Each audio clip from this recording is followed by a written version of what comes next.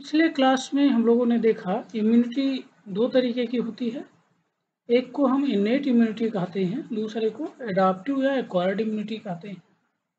Innate immunity वह immunity होती है जो जन्म से ही होती है, बाय बर्थ होती है, जबकि एक्वायर्ड इम्यूनिटी या एडाप्टिव इम्यूनिटी जिसको आज हम पढ़ने जा रहे हैं, इस प्रकार की इम्यूनिटी व्यक्ति अपने जीवन काल में अर्जित करता है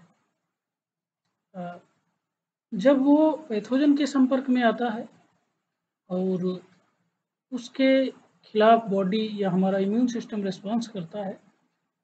उसके बाद हमारी एडाप्टिव इम्यूनिटी या एक्वायर्ड इम्यूनिटी डेवलप होती है। तो इससे पहले इनेट इम्यूनिटी के बारे में हम लोगों ने पढ़ लिया है। आज एडाप्टिव इम्यूनिटी पढ़ेंगे, देखते हैं इसको।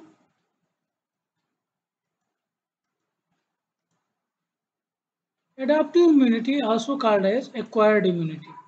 एडाप्टिव इम्यूनिटी को एक्वायर्ड इम्यूनिटी भी कहा जाता है because it develops after the contact with the pathogen.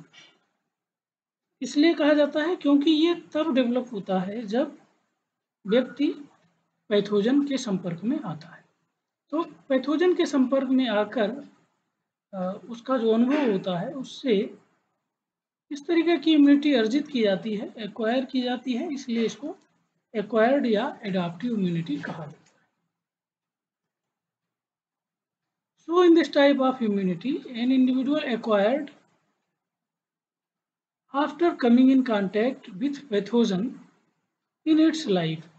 तो इस प्रकार की जो इम्यूनिटी है वो एक इंडिविजुअल तब अर्जित करता है जब वो अपने जीवन काल में पैथोजन के संपर्क में आता है या यूँ कह लीजिए कि उसको इन्फेक्शन होता है। In contrast to innate immunity which is non specific, acquired immunity is specific. अब इनेट इम्यूनिटी के विपरीत जो एक्वायर्ड इम्यूनिटी है वो स्पेसिफिक होती है, यानी जिस पैथोजन के संपर्क में व्यक्ति आता है केवल उसी पैथोजन के खिलाफ एक्वायर्ड इम्यूनिटी डेवलप की जाती है या उस पैथोजन के खिलाफ वो इम्यूनिटी एक्वायर्ड करता है। तो ये स्पेसिफिक है, जबकि इनेट इम्यूनिटी एक समान थी, सभी इन्फेक्शन में वो एक जैसी थी, इसलिए वो नॉन स्पेसिफिक थी, यानी किसी पर्टिकुलर डिसीज के लिए विशेष नहीं थी, बल्कि वो सबके लिए एक जैसी थी और एक जनरल वे में शरीर की सुरक्षा करती थी। लेकिन ये इम्यूनिटी एक स्पेसिफिक वे में शरीर की सुरक्षा करती है। अब ये कितने प्रकार की होती है जो एक्वायर्ड इम्यूनिटी है? Types of acquired immunity. Acquired immunity against a pathogen develop after it's contact with host. तो जो एक्वायर्ड इम्यूनिटी है किसी पैथोजन के खिलाफ वो तब डेवलप होती है जब पैथोजन अपने होस्ट के संपर्क में आता है, या दूसरा तरीका यह है बाय ट्रांसफर ऑफ एंटीबॉडीज और lymphocytes specific for the pathogen. या दूसरा तरीका यह है कि दूसरे व्यक्ति में एंटीबॉडी को चढ़ाया जाए, उसको इंट्रोड्यूस किया जाए, या उनमें लिम्फोसाइट ट्रांसफ्यूज किया जाए जिसकी वजह से उसमें इम्यूनिटी आ जाए। तो दूसरा जो मेथड है उसमें किसी पैथोजन के खिलाफ जो एंटीबॉडी किसी दूसरे व्यक्ति में बनी है या दूसरे जीव में बनी है, चाहे वो एंटीबॉडी हो या लिम्फोसाइट हो, उसको वहाँ से निकाल के हम किसी और व्यक्ति में लगाते हैं, और जब ये एंटीबॉडी लिम्फोसाइट दूसरे व्यक्ति में पहुँच जाती है तो वह व्यक्ति भी इम्यून हो जाता है। तो इस तरीके से भी उस रोग के खिलाफ दूसरे व्यक्ति में एक्वायर्ड इम्यूनिटी डेवलप हो सकती है। तो ये दो तरीके हैं जिससे एक्वायर्ड इम्यूनिटी डेवलप होती है। एक पैथोजन नेचुरली अपने होस्ट के संपर्क में आता है तो होस्ट में ये इम्यूनिटी डेवलप होती है। दूसरा, होस्ट में पहले से किसी दूसरे जीव में बनी हुई एंटी सीरम वो उसे प्रदान किया जाता है, उसे इंजेक्ट किया जाता है, तो उसमें उस रोग के खिलाफ इम्यूनिटी आ जाती है। ये दो तरीके हैं। It is of two types. तो ये एक्वायर्ड इम्यूनिटी है, ये दो तरीके की है। एक तो एक्टिव इम्यूनिटी, दूसरा पैसिव इम्यूनिटी। यानी कि ये ऊपर जो 2 विधियाँ देखी जिसके हिसाब से एक्वायर्ड इम्यूनिटी डेवलप हो रही है, इन 2 विधियों के आधार पर ये 2 प्रकार की हो गई। एक्टिव इम्यूनिटी जिसमें जो है वो व्यक्ति का शरीर पैथोजन के संपर्क में आता है और उसके खिलाफ इम्यूनिटी डेवलप होती है। दूसरा पैसिव इम्यूनिटी है जिसमें व्यक्ति का शरीर स्वयं कुछ नहीं करता बल्कि किसी दूसरे व्यक्ति में बना हुआ एंटी सीरम, एंटीबॉडी या लिम्फोसाइट वो प्राप्त कर लेता है और उसमें भी इम्यूनिटी आ जाती है।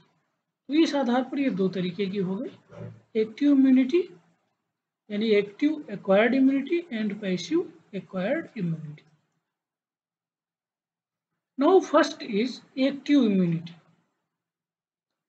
The immunity induced by exposure to a foreign antigens is called active immunity. तो इस तरीके की जो इम्यूनिटी है वो किसी फॉरेन एंटीजेंस के संपर्क में आने से उत्पन्न होती है, प्रेरित होती है और बॉडी जैसे ही उसके संपर्क में आता है उसके खिलाफ एंटीबॉडी बनाता है।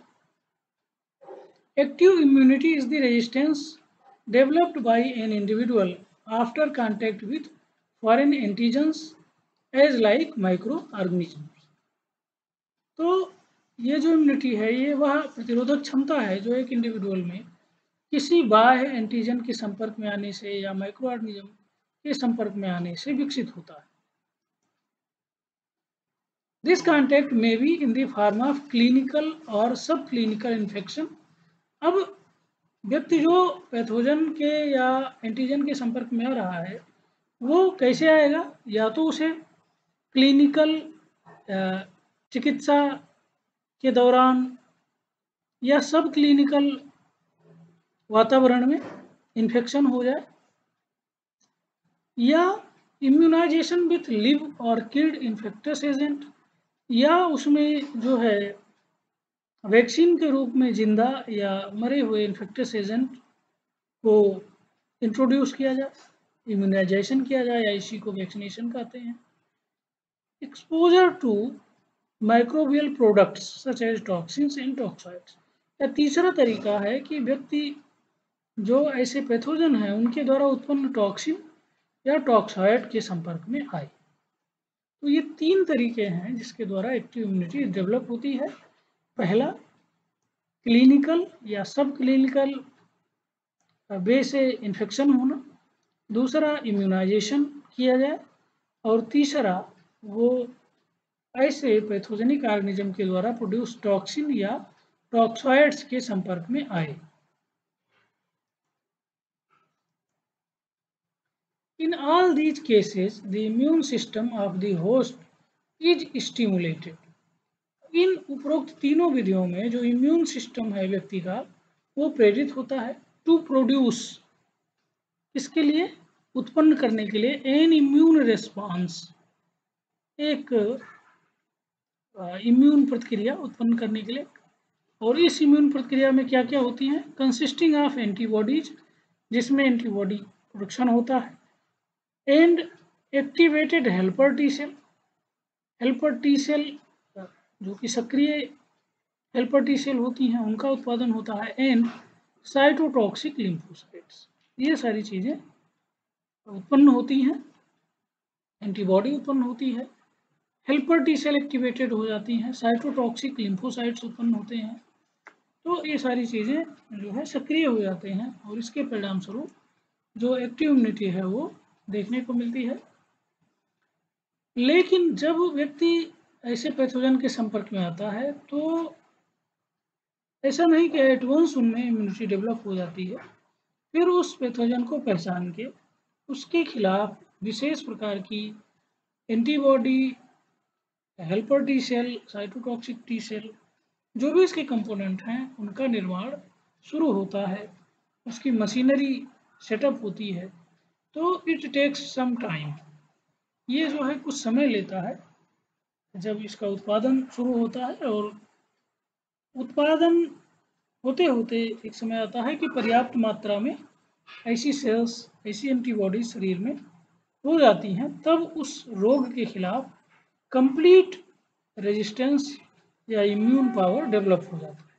तो किसी पैथोजन के संपर्क में आने और कंप्लीटली इम्यून होने में कुछ समय लगता है। इस पीरियड को हम कहते हैं लेटेंट पीरियड। तो आफ्टर ये latent period during which immunity of the host is developed fully to act against the micro. तो ये इम्यूनिटी जो है व्यक्ति जो है वो ऊपर जो पिछले पेज पर हम लोगों ने देखा था उन 3 विधियों के द्वारा स्टिमुलेट होता है उसका इम्यून सिस्टम, ये सेल्स प्रोड्यूस होती हैं। और एक लेटेंट पीरियड के बाद जबकि जो होस्ट है वो पैथोजन के संपर्क में आता है, तब से लेके एक लेटेंट पीरियड के बाद उसमें पूर्ण रूप से एक्टिव एक्वायर्ड इम्यूनिटी डेवलप हो जाती है और वो उस माइक्रो ऑर्गेनिज्म के खिलाफ काम करने लगता है। Hence adaptive immunity is slow at its onset। इसलिए चूंकि लेटेंट पीरियड होता है इसमें, इसलिए शुरुआत में जो एडाप्टिव इम्यूनिटी है बहुत स्लो होती है, धीमी होती है, स्पेशली ड्यूरिंग प्राइमरी रिस्पॉन्स। और मुख्य रूप से जब प्रथम बार इन्फेक्शन होता है तो एडाप्टिव इम्यूनिटी स्लो होती है, कमज़ोर होती है, क्योंकि वो विकसित हो रही होती है। लेकिन However, once the active immunity develops, लेकिन जब एक बार ये विकसित हो जाती है, it is long lasting, ये फिर लंबे समय तक रहती है।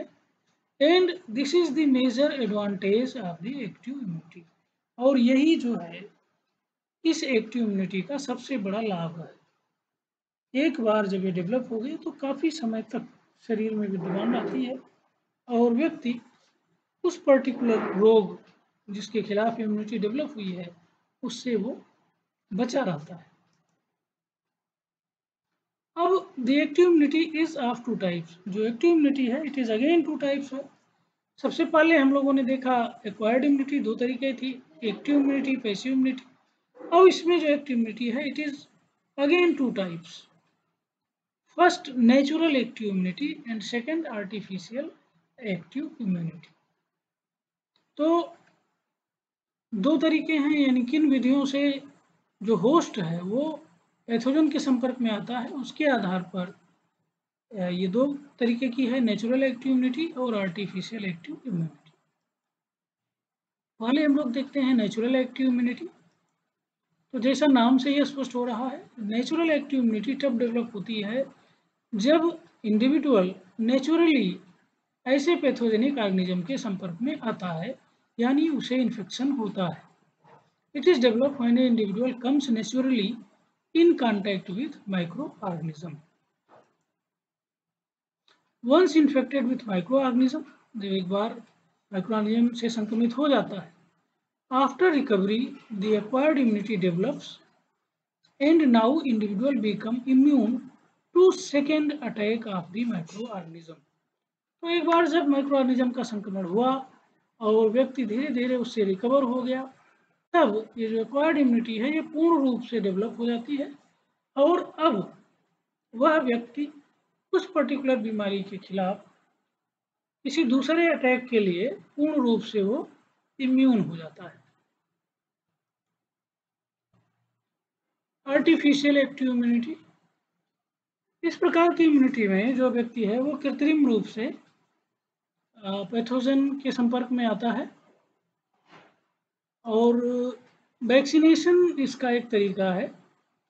It is develop when individual artificially और willingfully come in contact with part of the pathogens. ये तब विकसित होता है जब व्यक्ति कृत्रिम रूप से या अपनी इच्छा के अनुसार पैथोजन के संपर्क में आता है। और जाहिर सी बात है ये वैक्सीनेशन की बात कह रहा है, which elicits an immune response। और जब वो संपर्क में आता है तो वह उस व्यक्ति में एक इम्यून रिस्पांस प्रेरित करता है, which elicits an immune response in individual, generally it is induced by vaccine। तो सामान्य तौर पर जो इस तरीके का प्रेरण है, इस तरीके की प्रेरणा है वो वैक्सीन के द्वारा उत्पन्न किया। तो it is about the active acquired immunity